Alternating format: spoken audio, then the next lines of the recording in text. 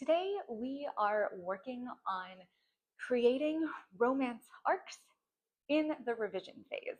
Hi there, I'm Nicole Wilbur. I am a writer and this is where I think out loud about stories. So I am working on the third draft of my YA Christmas multi-POV romance, which is 5 POVs.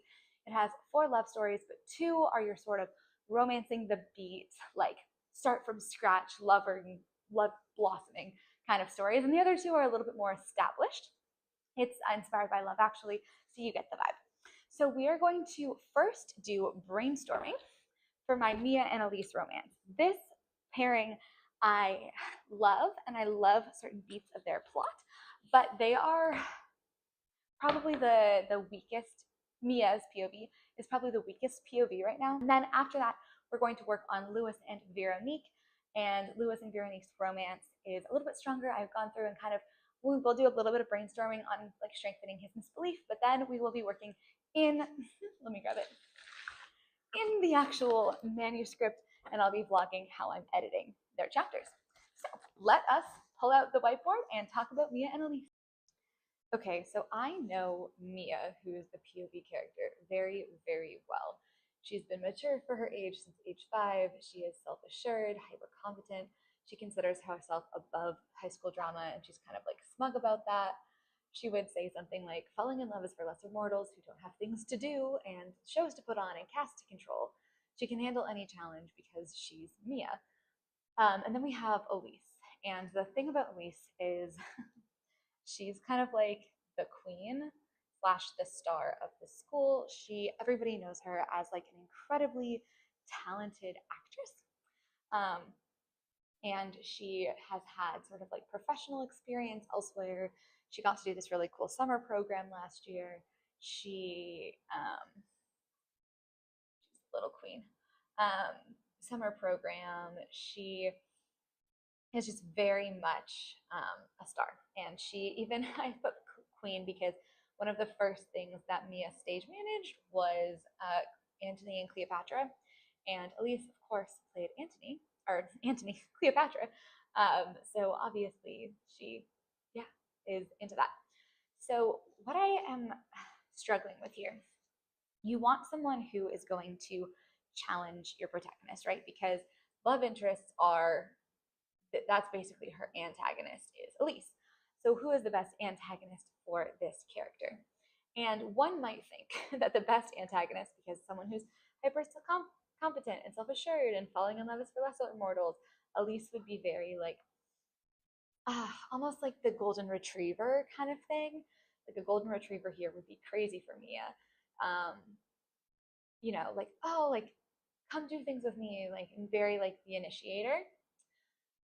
I don't like that for a couple of reasons. Because my other book, which was Lena and Maisie, was the romantic pairing. It was very much kind of like we had someone who was like very self-assured and super type A, and then someone who was like very carefree and very like flirty and just like very polar opposites. I don't want to do that again. And also, I don't think Elise, who is this like queen, she takes her acting, she's like a very serious actor. She wouldn't consider herself a theater kid. She's very into the technique of acting, not to disparage theater kids, but that is what she would think. And so they're very similar in that respect, that they take these things so seriously. And part of the reason that Mia likes Elise is because Elise kind of embodies, I'll do another arrow. She embodies everything Mia loves about theater. Like the connection and the ability to play a character and build worlds and all of that kind of thing. She had a really emotional response to her playing Cleopatra. So that becomes like, what is the obstacle to love? I suppose the obstacle could be, well, the other thing about Elise is this school is very like on social media, right? It's an art school, and there's a lot of like, I'm calling them commentary channels, because I don't want to be like, oh, they're like TikToks or Instagram. Like, I don't want to name the social media, but it's basically TikTok of people like basically like reporting on what's going on at the school, and like they're kind of gossipy things. Just And I came up with that sort of based on, I think that's kind of how kids use social media. I know there's a lot more kind of Snapchat that's done when they want to say bad things about other people. Maybe it's more of a Snapchat than a TikTok. Anyways, I'm kind of going off here. But Elise is featured in these all the time. Like she is like the celebrity of the school. All of these commentaries are always talking about her, etc., etc. And so that is a big obstacle here because Mia cares about how she is perceived because as like this amazing stage manager, she believes that she has to be above that high school drama. She has to sort of be unimpeachable. She has to kind of be separate in order to have authority to boss people around. She can be very scary. I have characters who are like, gosh, Mia's scary, isn't she? So Elise is like, she's like very commented on. So one of the problems, or like what I think is the main problem here, is that like Elise is the worst possible person for Mia to like because not only is it like this high schooly like drama and the stupid commentary and everybody talking about them and like people having their own opinions and stuff, it's Elise is like the epitome of that. And the last thing Mia wants is to be featured on these commentary channels. She wants to be in the background, out of the spotlight. She wants to, yeah, she almost wants to like, she wants to, it's not about how people perceive her. It's more about not being perceived at all. Not in a bad way, in that she's like super low self-esteem or anything, because she is, again, quite self-assured. She knows what she's doing. But I think she thinks that she can sort of avoid people forming opinions about her or avoid like just being part of the gossip, being talked about, being thought about by staying behind the scenes. So she doesn't want to be perceived at all. She wants to control how she's seen by just not being seen, basically. Whereas Elise is very, very seen. So that is the dynamic that I'm going for here. What it becomes then is just how to embody that on the page, like how to make this more physical, you know? Like that's the main obstacle. It's almost like dating a celebrity or something. Just like I don't want to date this celebrity because I don't want that attention. Yeah. So let me sit with this for a minute and think about, we have kind of what I want that central conflict to be, which is very related to the overall theme of this book. This is all good. And then it becomes, okay, so the question really is for me here is like, okay, then what is this relationship? And I think that's what I have to explore more is like, what is their dynamic? What attracts them to each other? How do they make each other better? And then how does this manifest? So we have been on this channel talking about story together for 6 years, which is insane to me, so long. And yet it feels so short.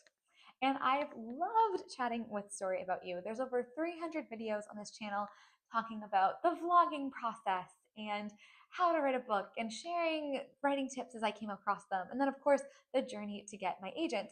And I have a new way, I guess, for us to talk about story in a more formal, structured manner. This is my pre-announcement about my new mini course. It's called Don't Skip My Prologue, and it's about how to write an opening that hooks readers in and keeps them turning pages. Now, this comes from the crazy amount of work I did on Some Kind of Criminal between 2023 and 2025, more or less, to get my book from where it was getting feedback that was like, oh, like, this is good, but I didn't love the main character. Or like, oh, this could be the opening, but maybe you want to try somewhere else. I'm like, oh, I'm just not totally grabbed, to I'm hooked. I want to keep reading.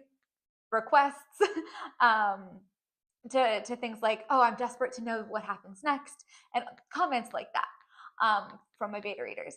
And basically, I decided to put everything that I wish I knew 3 years ago about writing an opening, an effective opening to a story, into a course. And I have to tell you, putting this together has been the most fun thing ever. I mean, the idea of an online course is like, how dare she, right? Because I don't work in traditional publishing, and my books are not on shelves yet.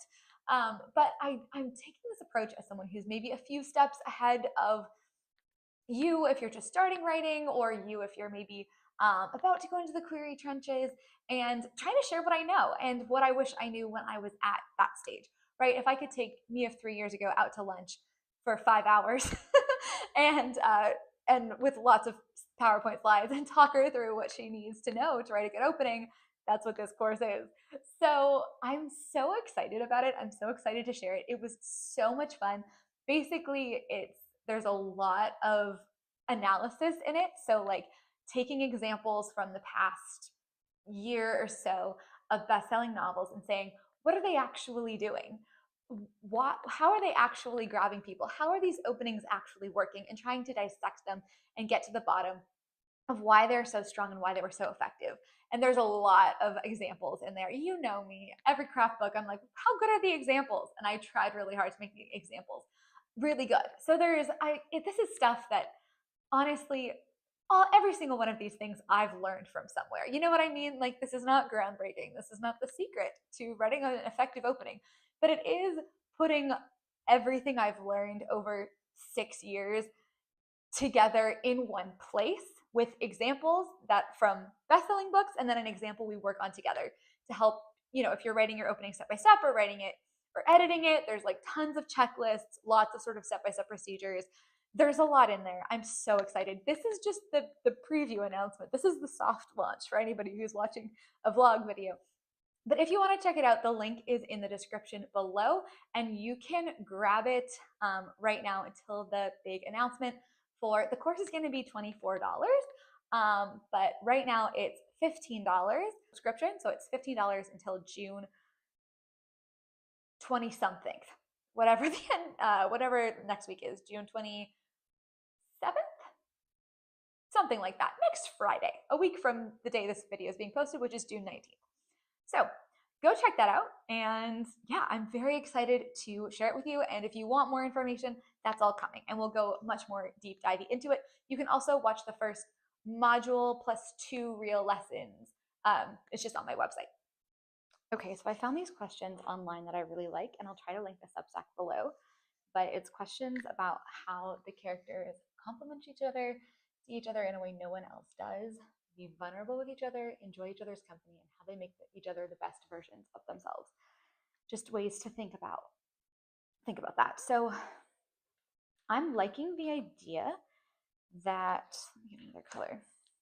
I really like the idea that they're both, sorry, we're just going to ignore those questions and write down here now. They're both perfectionists. So this is not going to be a story where like one chooses, it's not like love over work.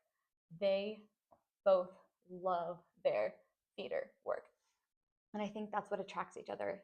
That is part of why they're attracted to each other, is they both care about this theater stuff so deeply, right? So the way they complement each other is they take theater seriously. They both want to do it for a career. They both mean it. They both mean business.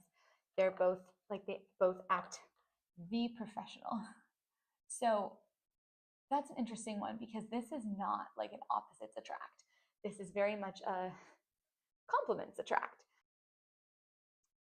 See each other in a way no one else does. This one is interesting. So I think there's going to be a big thread of like, they both have reputations, and it's seeing kind of past the reputation. So there's going to be a moment where like both see others sort of shield drop. You know what I mean? Okay, I just had an epiphany. So we have this whole thing about control, right? And so I think for Mia, we're going back to weakness and need here and misbelief because that's so important to literally everything. And what's really tricky about this is this 10 to 12,000 words. I don't have a time to do a lot. We can't get too deep. There has to be, that's why we're relying on a lot of the synergies between the different POVs to help with that richness. Anyways, so Mia, she avoids connection with her casts, even though they're her most intimate like relationships, even though she gets connection from theater. That's what she wants from it, but she won't let herself have it. That's the kind of contradiction that's interesting because she basically kind of believes like connection, not in these words, means losing control. Right? So connection would be losing control. And if you lose control even a little bit, then things fall apart. And that's kind of what her sort of origin scene is.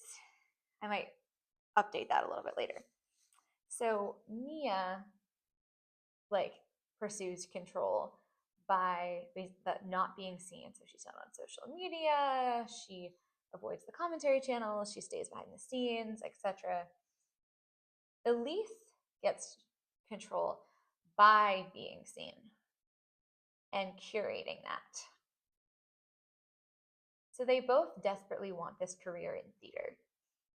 And for Elise, it's having social media that's highly curated to get that career. And for Mia, it's like no presence, basically, that she's trying to do.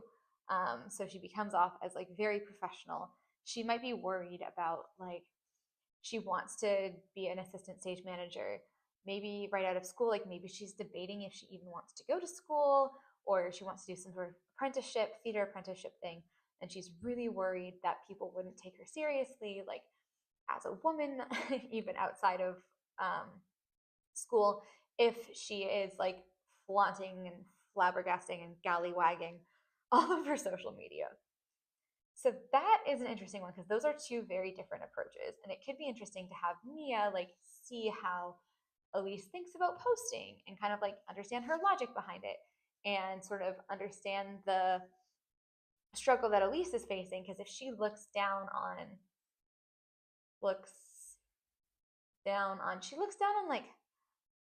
social media, but she also looks down on like high school drama. She sees herself above it. I don't think Elise is like fully engaged in high school drama and stuff. Really? I mean, there's a way to change this. There is a way to change this where Elise is into that. And because right now, oh, this is interesting. Callie is my documentary person. It could be Elise. That's an interesting thought. That makes her character a bit odd. She's not being talked about, she's the one talking. I don't know. That's something to think about. We'll leave that there for now. Let's just try to finish this part up, shall we? So, both of them are, maybe they feel safe in that, like they're safe in that they take a controlled approach to vulnerability. Approach. And so because they're both so uptight and because they both care so much, they're able to be playful because they understand the other one wants the same thing. Right? But both of them would do better in their career, their staging, their stuff, if they were increase in authenticity, increase in vulnerability. That's really what it is, right? And their best self, jokey, fun. There is maybe an element of lighten up here. I'm not sure how Elise can help us with the lightening up and loosening a little bit when she is pretty tightly wound too. But maybe there's something about their relationship that just allows that to happen. If I was watching this video right now, I would definitely be thinking, didn't you say you were on draft 3? Shouldn't you have figured all this stuff out earlier? And that is a fair point. I actually did. I have Notion documents and notebooks filled with this exact kind of reasoning. It's just, particularly for Mia, it's just not clicking yet. So I have these things laid out, which is great, but I almost think my next step is to brainstorm more out of the box. So I am changing something in her story, to be fair. Her relationship with Elise used to have a different conflict. I'm removing that conflict in that draft. So that's part of why I'm doing this. I also feel like it just wasn't working, and it wasn't easy to write their relationship. So we need to go back to basics, which is so funny because it was easy in draft 1. So we just need to kind of go back to basics and develop these characters so they are fun to write again.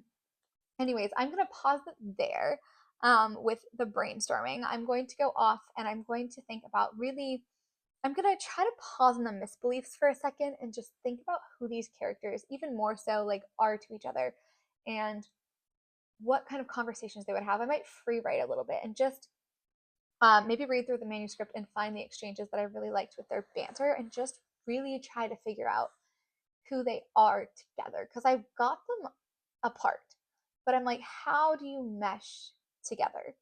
Because that's the thing that our readers need to be cheering for. I might also find, I kind of like to do this, to find a couple in pop culture for them to sort of emulate, like to take inspiration from. So I might go procrastinate and do that now. But thank you so much for watching. I'm Nicole Wilbur, and I will see you next time with another vlog.